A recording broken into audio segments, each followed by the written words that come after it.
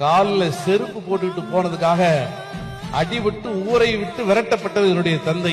அதே மாதிரி நானும் காலில் செருப்பு போட்டுட்டு போனோம் அப்படிங்கிறதுக்காக 5ஆம் வகுப்பு படிக்கும் போது பாசார்ல புலார்னு அடிச்சா என்ன, அப்படி அடி வாங்கின சிந்தனை செல்வன் இன்று சட்டமன்றத்துக்கு உள்ள போய் நடுவுல மைய மண்டபத்துல முதல் வரிசையில உட்கார முடிந்திருக்கிறது.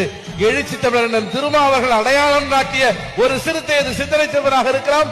எந்த பானையிலே பள்ளிக்கூடத்திலே தண்ணீர் அருந்துவதற்கு புரட்சியாளர் அம்பேத்கருக்கு அனுமதி மறுக்கப்பட்டதோ, எந்த பானையை போய் பெருந்தலைவரையா எல் இளைய பெருமாள் பறையன் பானை என்று எழுதியிருக்கிறது என்பதற்காக உடைத்தாரோ, ஒடுக்குமுறையின் கருவியாய் பாகுபாட்டின் கருவியாய் இருந்த அதே பாறை சின்னத்தை கையிலே ஏந்தி இன்று சட்டமன்றத்துக்குள்ளே 4 விடுதலை சிறுத்தைகளை அனுப்பி இருக்கிறார் என்று சொன்னால், அடுத்த தேர்தலில் 20 விடுதலை சிறுத்தைகள் உள்ளே போக வேண்டும் என்பதற்கான தேவை இருக்கு.